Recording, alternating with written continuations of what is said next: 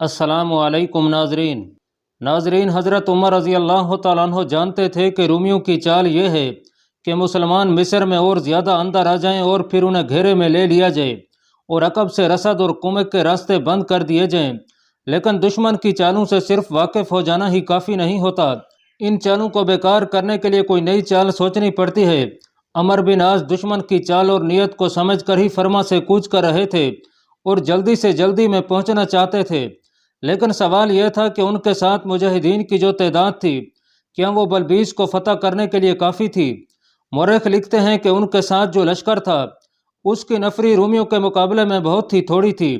بعض مورخوں نے یہ تعداد 4000 لکھی ہے، بعض نے کچھ کم اور بعض نے ذرا زیادہ لکھی ہے۔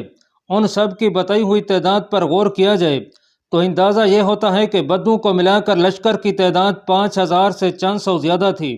لشکر کو باقاعدہ فوج کی حیثیت حضرت عمر رضی اللہ تعالیٰ عنہ نے ہی دی تھی، باقاعدہ تنخواہیں اور مراعات مقرر کی تھیں، لیکن مصر پر فوج کشی کے وقت تک یہ تبدیلی نہیں لی گئی تھی۔ لوگ رضاکارانہ طور پر لشکروں میں شامل ہوتے تھے۔ اب حضرت عمر نے شدت سے محسوس کیا کہ عمر بن عاص کے لیے کمک بھجوانی ہے، تو انہوں نے وہی طریقہ اختیار کیا جو اس وقت رائج تھا، وہ یہ کہ مسجد میں اعلان کیا گیا کہ مصر کے لیے کم از کم 4000 تعداد کا لشکر بھیجنا ہے اور لوگ آگے آئیں۔ مشہور و معروف مورخ ابن عبد الحکم نے چند ایک مورخوں کے حوالوں سے لکھا ہے کہ حضرت عمر کی نظر پہلے ہی ایک صحابی پر تھی جن کا نام گرامی زبیر بن عوام رضی اللہ تعالیٰ عنہ تھا۔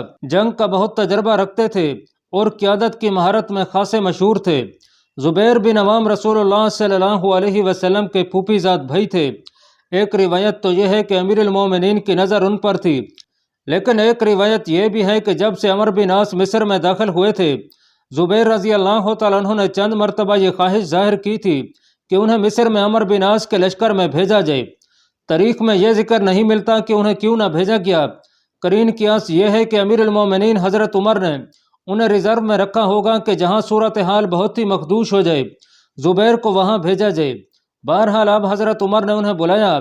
ابو عبداللہ امیر المومنین نے زبیر رضی اللہ تعالیٰ عنہ کو ان کے دوسرے نام سے مخاطب ہو کر پوچھا، کیا تو مصر کی امارت کا خواہش مند ہے؟ نہیں امیر المومنین، زبیر بن عوام نے جواب دیا، مجھے امارت کی ضرورت ہے نہ خواہش۔ اگر آپ مجھے کسی محاذ پر بھیجنا چاہتے ہیں تو میں جہاد اور مجاہدین کی اعانت کے لیے جاؤں گا، دل میں کوئی لالچ لے کر نہیں جاؤں گا۔ میں جانتا ہوں آپ مجھے مصر بھیجنا چاہتے ہیں، میں سن چکا ہوں کہ مصر کے لیے کمک تیار ہو رہی ہے۔ میں جاؤں گا اور جب دیکھوں گا کہ عمر بن عاص نے مصر فتح کر لیا ہے تو اس کے کسی کام میں دخل نہیں دوں گا اور اسے امارت کے رتبے پر دیکھ کر روحانی مسرت کا اظہار کروں گا۔ اس وقت کے عربی معاشرے میں زبیر بن عوام کو جو حیثیت حاصل تھی اس کا مختصر سا ذکر ہو جائے تو بے محل نہ ہوگا۔ رسول اللہ صلی اللہ علیہ وسلم کا پھوپھی زاد بھائی اور صحابی ہونا ہی ان کی عظمت کی بہت بڑی دلیل تھی، لیکن انہیں اس سے زیادہ عظمت عطا ہوئی تھی۔ انہوں نے 16 سال کی عمر میں اسلام قبول کیا تھا، حبشہ کی دونوں ہجرتوں میں شامل تھے، اور جب مکہ سے مدینہ کو ہجرت ہوئی تو اس میں بھی رسول اللہ صلی اللہ علیہ وسلم کے ساتھ تھے۔ یہ شرف زبیر کو ہی حاصل تھا کہ تمام غزوات میں رسول اللہ صلی اللہ علیہ وسلم کے ساتھ رہے اور ہر بار جان کی بازی لگا کر لڑے۔ جنگ خندق میں ضرورت محسوس ہوئی کہ عیسائیوں کے 2 قبیلوں کے متعلق معلوم کیا جائے کہ وہ اہل قریش کا ساتھ دے رہے ہیں یا نہیں، اور اگر ان کا ساتھ دے رہے ہیں تو ان کی کتنی نفری ہے اور کب کمک کے طور پر آ رہی ہے۔ یہ بڑا ہی خطرناک کام تھا جس کے لیے زبیر بن عوام نے اپنے آپ کو پیش کیا اور دشمن کے اندر جا کر صحیح خبر لے آئے۔ پھر ایک اور موقع پر بھی رسول اکرم صلی اللہ علیہ وسلم نے جاسوسی کی ضرورت محسوس کی تو آپ کو رضاکار ڈھونڈنے پڑے۔ یہ بھی بڑا ہی پرخطر کام تھا، اس کے لیے بھی زبیر بن عوام نے اپنے آپ کو پیش کیا اور اپنی جان خطرے میں ڈال کر دشمن کی بستیوں میں گئے اور صحیح خبریں لے آئے۔ تاریخ میں آیا ہے کہ رسول اکرم صلی اللہ تعالی علیہ وآلہ وسلم نے ارشاد پاک فرمایا تھا، ہر نبی کا ایک حواری ہوتا ہے، زبیر بن عوام میرا حواری ہے۔ اس سے زیادہ عظیم اور مقدس خراج تحسین اور کیا ہو سکتا ہے؟ فتح مکہ کے دن مجاہدین کے لشکر میں 3 علم تھے جن میں سے ایک زبیر بن عوام کے ہاتھ میں تھا۔ مورخ لکھتے ہیں کہ خلیفہ اول حضرت ابو بکر صدیق رضی اللہ تعالیٰ عنہ اور امیر المومنین حضرت عمر بن خطاب رضی اللہ تعالیٰ عنہ بھی زبیر بن عوام سے خصوصی عقیدت اور محبت رکھتے تھے۔ ان میں کچھ ایسے اوصاف تھے کہ کوئی ایک بار ان سے متعارف ہو جاتا تو ان کا گرویدہ ہو جاتا تھا، اور جس لشکر کی قیادت انہیں دی جاتی وہ لشکر ان کے اشاروں پر جانے قربان کرتا تھا۔ حضرت عمر نے زبیر بن عوام کے سپرد یہ کام کیا کہ وہ مصر کے لیے کمک تیار کریں۔ زبیر پہلے ہی بےتاب تھے کہ انہیں جہاد کی کوئی ذمہ داری سونپی جائے۔ انہوں نے اسی روز اس کام کی ابتدا کر دی۔ یہ کام ایک یا دنوں میں ہونے والا نہیں تھا۔ زبیر نے دن رات ایک کر دیا اور لوگوں کو اکٹھا کرنے لگے۔ یہ بتانا ممکن نہیں کہ انہوں نے کمک کتنے دنوں میں اکٹھی کر لی، البتہ یہ بالکل واضح ہے کہ جو کمک انہوں نے تیار کی اس کی تعداد 4000 تھی۔ یہ کمک حضرت عمر کو پیش کی گئی۔ حضرت عمر نے اس 4000 نفری کے ایک ایک مجاہد کو دیکھا اور پھر اسے 4 حصوں میں تقسیم کیا۔ پھر ہر حصے کا الگ سرار مقرر کیا۔ ہر سرار کے ماتحت ایک 1000 مجاہدین تھے۔ ان میں ایک تھے زبیر بن عوام اور دوسرے عبادہ بن صامت، تیسرے تھے مقداد بن اسود سلمہ اور چوتھے تھے خارجہ بن حذافہ رضی اللہ تعالیٰ عنہم۔ ان چاروں کی سپہ سالاری کی ذمہ داری زبیر بن عوام کو دی گئی۔ کمک کی تعداد کے متعلق تاریخ میں ایک غلط فہمی پائی جاتی ہے۔ بعض مورخوں نے لکھا ہے کہ کمک کی تعداد 12000 تھی۔ مستند اور محتاط تاریخ لکھنے والے مورخوں نے، جن میں بٹلر بھی شامل ہے، صحیح بات لکھی ہے اور بتایا ہے کہ یہ غلط فہمی کیوں کر پیدا ہوئی۔ امیر المومنین حضرت عمر نے اس کمک کے ساتھ جو تحریری پیغام عمر بن عاص کو بھیجا تھا، اس کے الفاظ یہ تھے: میں تمہارے لیے 4000 مجاہدین بھیج رہا ہوں۔ ایک 1000 مجاہدین پر ایک ایک سالار مقرر کر دیا ہے۔ یہ سالار جنگ لڑنے اور لڑانے کی اتنی مہارت اور اتنا جذبہ رکھتے ہیں کہ یوں سمجھو کہ ایک ایک سالار ایک 1000 مجاہدین کے برابر ہے۔ تم یوں سمجھ لو کہ میں تمہیں 12000 سرفروش مجاہدین بھیج رہا ہوں اور مجھے پوری امید ہے کہ 12000 جاں باز دشمن سے مغلوب نہیں ہو سکتے، دشمن کی تعداد کتنی ہی زیادہ کیوں نہ ہو۔ اس تحریر سے کچھ تاریخ نویس یہ سمجھ بیٹھے کہ کمک کی تعداد 12000 تھی، صحیح تعداد 4000 تھی۔ صحیح طور پر نہیں لکھا جا سکا کہ یہ کمک کتنے دنوں بعد عمر بن عاص تک پہنچی۔ وہ تو تیز رفتار کاسے تھے جو حیران کن رفتار سے اتنا زیادہ فاصلہ 4 یا 5 دنوں میں طے کر لیا کرتے تھے۔ یہ پورا لشکر تھا جو اتنی تیز رفتاری سے سفر نہیں کر سکتا تھا۔ جب یہ کمک نماز فجر کے بعد مدینہ سے روانہ ہوئی تو امیر المومنین حضرت عثمان بن عفان، حضرت علی اور تقریباً تمام بزرگ صحابہ کرام رضوان اللہ تعالی علیہم اجمعین اس کمک کے ساتھ مدینہ سے دور تک گئے اور پھر ایک جگہ رک کر مجاہدین کو الوداع کہی۔ سب نے دعا کے لیے ہاتھ اٹھائے۔ مدینہ کی منڈیروں پر عورتیں دامن پھیلائے کھڑی مجاہدین کے لیے دعائیں کر رہی تھیں۔ آخر ایک روز سپہ سالار عمر بن عاص نے کمک کا انتظار کیے بغیر لشکر کو بلبیس کی طرف پیش قدمی کا حکم دے دیا۔ کوچ فجر کی نماز کے بعد ہوا تھا اور یہ فروری 640 عیسوی کا پہلا ہفتہ تھا۔ عمر بن عاص نے ایک روز پہلے لشکر سے خطاب کیا تھا۔ انہوں نے کہا کہ ہم جس شہر بلبیس کو فتح کرنے جا رہے ہیں وہ فرما سے زیادہ اہم اور قیمتی شہر ہے اور رومی یہ شہر ہم سے بچانے کے لیے بے دریغ جانوں کی قربانیاں دیں گے، لیکن اللہ تعالیٰ کا حکم ہے کہ ہم یہ شہر ہر قیمت پر فتح کریں۔ مت بھولو کہ تمہارا براہ راست تعلق اللہ تبارک و تعالیٰ کے ساتھ ہے۔ سپہ سالار عمر بن عاص نے کہا کہ تم اللہ کے حکم سے اللہ کے راستے پر جا رہے ہو، یہ ہمارا ایمان ہے اور ہمارا دشمن ہمیں شکست دے کر یہ ثابت کرنا چاہتا ہے کہ ہمارا ایمان غلط ہے اور یہ کسی انسان نے خود ہی گھڑ لیا ہے۔ ہمیں کفار پر ثابت کرنا ہے کہ ہم دین الہی کے پیروکار ہیں اور اپنے ساتھ یہی دین لائے ہیں جو ایک رسول کے ذریعے ہم تک پہنچا ہے، اور اس کے ساتھ اللہ تعالیٰ کا یہ حکم کہ یہ دین اللہ کے ہر بندے تک پہنچانا ہمارا فرض ہے۔ اس فرض کی ادائیگی کے لیے ہمیں سمندروں کا سینہ چیرنا ہے، پہاڑوں کے جگر چاک کرنے ہیں اور دشت و جبل کو اپنے قدموں تلے روندنا ہے۔ اس کے بعد عمر بن عاص نے لشکر کو تمام حقائق سے آگاہ کیا اور انہیں ٹھوس قسم کی ہدایات دیں۔ انہوں نے لشکر کو پیش قدمی کے دوران جس طرح تقسیم کیا اور جس ترتیب سے لشکر کو پیش قدمی کرنی تھی وہ سب لشکر کو بتایا اور اچھی طرح ذہن نشین کرایا کہ یہ تقسیم اور یہ ترتیب کیوں کی گئی ہے۔ پیش قدمی کے دوران لشکر کی تقسیم اور ترتیب یہ تھی کہ سب سے آگے ہراول دستہ تھا اور اس دستے سے بہت آگے چند ایک مجاہدین مقامی کسانوں اور محنت کشوں کے بھیس میں بکھرے ہوئے جا رہے تھے۔ وہ جاسوس تھے اور دیکھ بھال کرتے جا رہے تھے۔ کچھ دستے ہراول سے دور پیچھے تھے، ان کے دائیں اور بائیں خاصے فاصلے پر ایک ایک دستہ جا رہا تھا اور ایک دو دستے عقب میں آ رہے تھے۔ مطلب یہ کہ لشکر ایک مسلح قافلے کی صورت میں نہیں جا رہا تھا۔ یہ ترتیب یہ سوچ کر کی گئی تھی کہ سپہ سالار عمر بن عاص کو اچھی طرح معلوم تھا کہ رومی جرنیل انہیں اس مقام پر لے آئے ہیں جہاں وہ کسی بھی وقت لشکر پر پیش قدمی کے دوران بہت زیادہ نفری سے دائیں اور بائیں سے یا عقب سے حملہ کر سکتے ہیں۔ جاسوسوں نے سپہ سالار کو پہلے ہی بتا دیا تھا کہ رومی مجاہدین کے لشکر کو پہلے آگے لا کر اور پھر گھیرے میں لے کر مارنا چاہتے ہیں۔ عمر بن عاص روایتی لڑائیاں لڑنے والے سپہ سالار نہیں تھے، وہ دشمن کی شطرانہ چالوں کو سمجھتے تھے اور ایسی ہی چالیں چلنے کی مہارت رکھتے تھے، دشمن کی نیت کو اور ان چالوں کو توڑ کرنے کا جو ابھی دشمن کے ذہن میں ہوتی تھیں۔ عمر بن عاص نے جاسوسی کا اتنا کارگر نظام قائم کر دیا تھا کہ ان کے جاسوس تو جیسے دشمن کے پیٹ میں اتر کر خبریں لے آتے تھے۔ یہ مسافت بڑی طویل تھی اور دشوار گزار بھی، دشوار گزار اس لیے کہ اس علاقے میں آ کر دریائے نیل کئی ایک شاخوں میں تقسیم ہو جاتا تھا۔ بعض نہریں تو زیادہ چوڑی نہیں تھیں اور یہ عام نہروں جیسی ہی تھیں، لیکن بعض شاخیں دریاؤں جیسی تھیں۔ پانی کی افراد کی وجہ سے علاقے میں دلدل تھی اور درختوں کی بہتات تھی، اور کچھ علاقہ پہاڑی اور غیر ہموار بھی تھا۔ نیل کی ان شاخوں کو عبور کرنا بھی ایک مسئلہ تھا۔ سب سے بڑا اور خطرناک مسئلہ تو یہ تھا کہ رومی فوج اس علاقے میں انہیں گھیرے میں لے سکتی تھی۔ تاریخ کے مطابق راستے میں ایک بڑا ہی قدیم قصبہ آیا جس کا نام مجدل ہوا کرتا تھا۔ اس قصبے میں جا کر دیکھا، رومی فوج کا کوئی ایک سپاہی بھی نظر نہ آیا۔ عمر بن عاص نے اس قصبے کے قریب پڑاؤ کیا اور قصبے کے سرکردہ افراد کو بلا کر پوری تفتیش کی کہ یہاں کبھی رومی فوج کی کچھ نفری رہی ہے یا نہیں، اور رومیوں نے شہر کے لوگوں کو کوئی فوجی اور جنگی نوعیت کی بات بتائی ہے یا نہیں۔ معلوم ہوا کہ اس قصبے میں کبھی فوج نہیں آئی اور کبھی انہیں فوج کی طرف سے کوئی ہدایت یا کوئی حکم بھی نہیں دیا گیا۔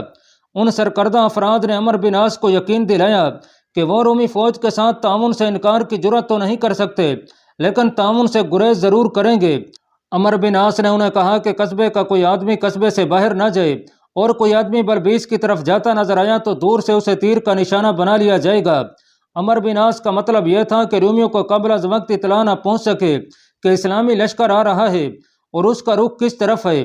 عمر بن عاص نے ان سرکردہ افراد سے یہ بھی کہا کہ لوگوں کو یقین دلا دیں کہ اب اس شہر کو اور اپنے آپ کو مسلمانوں کی عملداری میں سمجھیں، اور انہیں بتائیں کہ ان کی جان و مال اور عزت آبرو کی حفاظت کی پوری ذمہ داری مسلمانوں کے ہاتھ میں ہے، اور اس لشکر کا کوئی ایک بھی فرد کسی گھر میں داخل نہیں ہوگا۔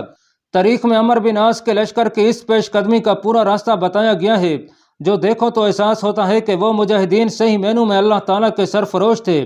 وہ تو اتنی تھوڑی تعداد میں بڑے ہی طاقتور دشمن کے گھر میں داخل ہو چلے تھے۔ انہوں نے اپنے ساتھیوں کو دشمن کی تلواروں سے کٹتے دیکھا تھا، لیکن ان میں کوئی ایک بھی ایسا نہیں تھا جس کے چہرے پر گھبراہٹ یا خوف کا ذرا سا بھی تاثر ہو۔ مجدل سے بہت آگے جا کر ایک اور بستی آئی۔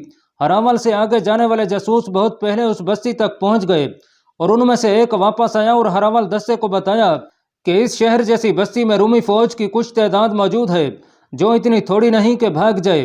ہراول دستے کے سالار نے سپہ سالار کو اطلاع بھجوائی اور خود اپنے دستے کو ساتھ لے کر بستی کو گھیرے میں لینے کے لیے چلا گیا۔ عمر بن عاص کو اطلاع پہنچی تو انہوں نے درمیان والے دستوں میں سے ایک دستہ آگے بھیج دیا۔ یہ کوئی کلا بند شہر نہیں تھا، رومی فوجی شہر سے باہر آ گئے۔ مجاہدین ان پر حملہ آور ہوئے اور رومی فوجی کچھ تو کٹ مرے اور باقی بستی کے اندر چلے گئے۔ مجاہدین نے انہیں ڈھونڈ نکالا اور سب کو ختم کر دیا۔ تاریخ میں اسے معمولی سی مزاحمت لکھا گیا ہے، لیکن ہم اسے معمولی مزاحمت نہیں کہیں گے، کیونکہ عمر بن عاص نے کمک کے بغیر وہاں تک جا کر بہت بڑا خطرہ مول لیا تھا۔ لشکر کی تعداد بہت ہی تھوڑی تھی اور وہ یوں سمجھیں کہ ایک شیر کے جبڑوں میں چلے گئے تھے۔ بزرگ صحابہ کرام مصری امیر المومنین سے کہتے تھے کہ عمر بن عاص کو مصر پر لشکر کشی کی اجازت نہ دی جائے، کیونکہ یہ یقینی ہلاکت کا خطرہ بھی مول لے لیا کرتے ہیں۔ عمر بن عاص اس مقام تک پہنچ گئے تھے، بلکہ آگے نکل گئے تھے جہاں سے واپسی ممکن ہی نہ تھی۔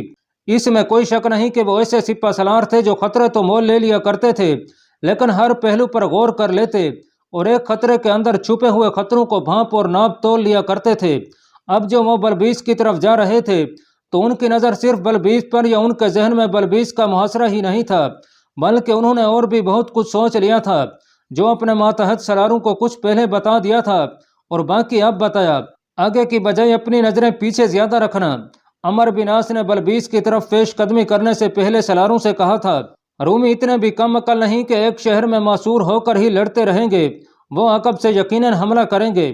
مجھے صاف نظر آ رہا ہے کہ بلبیس کے اندر کی فوج ہمارا مقابلہ اس طرح نہیں کرے گی جس طرح فرما میں کیا تھا۔ ایسی ہی کچھ اور ہدایات دے کر عمر بن عاص نے پیش قدمی کا حکم دے دیا اور اسی شام بلبیس تک جا پہنچے اور رات ہی رات شہر کو محاصرے میں لے لیا۔ عمر بن عاص جب شہر کے ارد گرد محاصرے کو دیکھ رہے تھے تو وہ ہر سالار، عہدیدار اور کماندار سے یہ کہتے گئے کہ یہ مت بھولنا کہ اب تمہارا مقابلہ روم کے بڑے ہی چلاک اور شاطر جرنیل اتربون سے ہے۔ عمر بن عاص کو جاسوسوں نے پہلے ہی بتا دیا تھا کہ اتربون بلبیس میں موجود نہیں ہے وہاں 2 جرنیل تھے جن میں ایک نوشی کا باپ تھا جو فرما سے شکست کھا کر بھاگا تھا۔ عمرو بن عاص نے اپنے سالاروں کو بتا دیا تھا اور کہا تھا کہ اب اور زیادہ چوکنے رہیں۔ اس وقت مصر کا فرما روا مکوکس اور اتربون کسی اور مقام پر تھے جس کا تاریخ میں نام نہیں آیا۔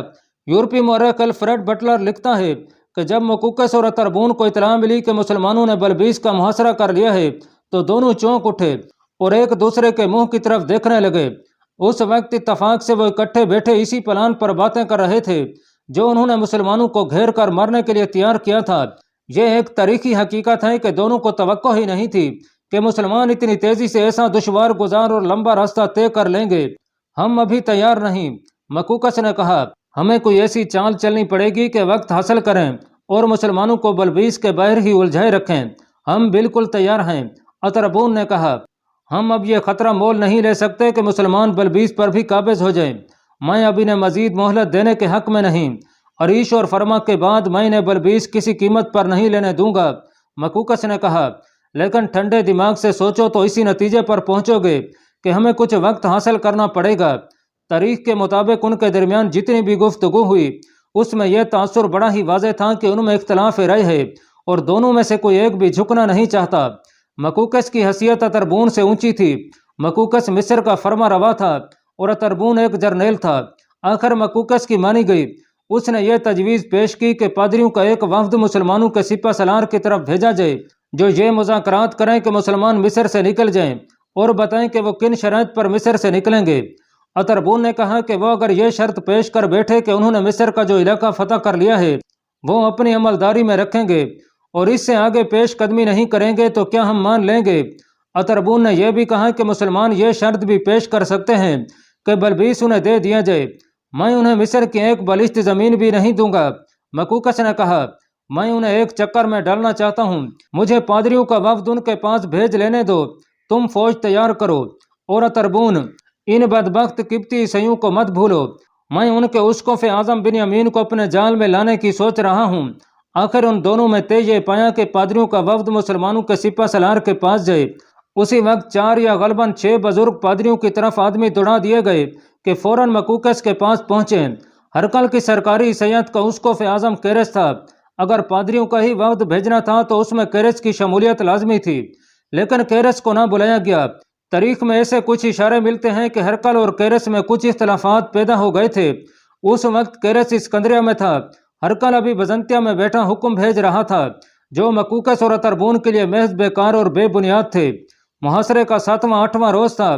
سپہ سالار عمرو بن عاص کو اطلاع دی گئی کہ مصری پادریوں کا ایک وفد ان سے ملنے آیا ہے۔ عمرو بن عاص نے وفد کو اسی وقت خیمے میں بلوا لیا اور احترام سے وفد کا استقبال کیا۔ چونکہ یہ وفد مذہبی پیشواؤں کا تھا اس لیے وفد کے لیڈر نے مذہب کے حوالے سے بات کی اور امن و امان اور بنی نوع انسان سے محبت کرنے کے موضوع پر واز دے ڈالا۔ عمرو بن عاص نے یہ واز تحمل اور بردباری سے سنا اور کہا کہ ان کا اپنا مذہب یہی تعلیم دیتا ہے، لیکن وہ بتائیں کہ ان کے آنے کا مقصد کیا ہے۔ پادری نے وہ بات کہی جو مکوکس نے اسے بتائی تھی، یعنی یہ کہ مسلمان یہیں سے واپس اپنے ملک چلے جائیں، اور اگر ان کی کوئی شرط ہے تو وہ بتائیں۔ میری اپنی کوئی ذاتی شرط نہیں، عمرو بن عاص نے کہا، ہم اپنے مذہب کے اصولوں کے پابند ہیں، اس لیے میں وہ شرط پیش کروں گا جو اسلام نے ہمیں بتائی ہے۔ اسلامی اصول یہ ہے کہ میں آپ کو اور آپ کے حکمرانوں کو اسلام قبول کرنے کی دعوت دیتا ہوں۔ جتنے بھی لوگ اسلام قبول کر لیں گے ان میں اور ہم میں کوئی فرق نہیں رہے گا، وہ ہماری قوم کے افراد ہوں گے۔ اسلام نے بنی نوع انسان میں مساوات قائم رکھنے کا حکم دیا ہے۔ اسلام میں کوئی بادشاہ نہیں ہوتا اور لوگ رعایا نہیں کہلاتے۔ آپ کے جو لوگ اسلام قبول نہیں کریں گے ان پر کوئی جبر نہیں کیا جائے گا، لیکن ان سے ہم جزیہ وصول کریں گے۔ ان کے ساتھ بھی ہمارا سلوک اور رویہ ویسا ہی ہوگا جیسا مسلمانوں کے ساتھ ہوتا ہے۔ اسلام قبول نہ کرنے والوں کے بھی مال و اموال اور عزت آبرو کی حفاظت کے ذمہ دار ہم ہوں گے اور ان کی تمام ضروریات ہم پوری کریں گے۔ یہ بات قابل فہم ہے کہ وفد نے یہ شرط قبول نہ کی اور عمرو بن عاص کو قائل کرنے لگے کہ وہ خون ریزی یہیں روک دیں اور واپس چلے جائیں۔ مکوکس کے کہنے کے مطابق پادریوں نے کچھ زر و جواہرات کی بھی پیشکش کی، لیکن عمرو بن عاص نے کہا کہ اسلام کے جذبہ جہاد میں ہوس ملک گیری نہیں ہوتی، نہ شاہی خزانوں کے ہاتھ آنے کے خواب دیکھے جاتے ہیں۔ عمرو بن عاص جانتے تھے کہ یہ مذاکرات کامیاب نہیں ہو سکتے، کیونکہ کسی بھی قیمت پر وہ مکوکس کی یہ شرط نہیں مان سکتے تھے کہ مسلمان مصر سے نکل جائیں۔ عمر بن عاص نے از راہ مذاق پادریوں کے وفد سے کہا کہ ان کی مصریوں کے ساتھ رشتہ داری بھی ہے، اس لیے مصر پر عربوں کا خاصا حق ہے۔ پادری سمجھ گئے کہ اس مسلمان سپہ سالار کا اشارہ کس طرف ہے۔ اشارہ یہ تھا کہ حضرت ابراہیم علیہ السلام مصر گئے تھے تو مصر کے بادشاہ نے انہیں ایک لڑکی پیش کی تھی۔ ابراہیم علیہ السلام نے اس لڑکی کے ساتھ شادی کر لی اور اس کا نام ہاجرہ رکھا تھا۔ ہاجرہ سلام اللہ علیہ کے بطن سے حضرت اسماعیل علیہ السلام پیدا ہوئے تھے۔ پھر اس رشتے کا اشارہ رسول اکرم صلی اللہ تعالی علیہ وآلہ وسلم کی طرف بھی تھا۔ ذکر ہو چکا ہے کہ مقوقس نے آن حضور صلی اللہ علیہ وسلم کو 2 لڑکیوں کا تحفہ بھیجا تھا، جن میں سے ایک آن حضور صلی اللہ علیہ وسلم کی زوجہ بنی۔ ہم یہ رشتہ داری نہیں بھول سکتے۔ وفد کے بڑے پادری نے مسکراتے ہوئے کہا، لیکن اس قسم کی رشتہ داری کو صرف کوئی پیغمبر ہی زندہ کر سکتا ہے، کیا ہم ایک دوسرے کا وقت ضائع نہیں کر رہے؟ عمر بن عاص نے کہا، ہماری بات چیت یہاں پر ختم ہوتی ہے کہ ہم کسی بھی شرط پر مصر سے واپس نہیں جائیں گے۔ مسلمان جانے کے لیے نہیں آئے، ایک پیغام لے ہیں، جو انہیں قبول ہے تو ٹھیک، ورنہ اس کا فیصلہ میدان جنگ میں ہوگا۔ عمر بن عاص نے اس سے آگے کوئی اور بات سننے یا کہنے سے انکار کر دیا۔ مقوقس نے اس وفد سے کہا تھا کہ وہ کچھ وقت حاصل کرنا چاہتا ہے تاکہ پوری فوج کو تیار کر کے مسلمانوں کو گھیرا جائے، ہمیں کچھ وقت دیں۔ وفد کے لیڈر نے کہا، میں فرما روائے مصر کے ساتھ بات کر لوں اور پھر آپ کو جواب دینے آؤں گا، یہ بھی سوچ لینا۔ عمر بن عاص نے کہا، مجھے دھوکہ نہیں دے سکو گے، میں صرف 3 دن کی مہلت دیتا ہوں، مجھے اسلام کی شرط کے مطابق جواب نہ ملا تو وہ خون ریزی ہوگی جسے آپ روکنا چاہتے ہیں۔ اللہ پاک کمی بیشی معاف فرمائے۔ اللہ آپ کا حامی و ناصر ہو، آمین۔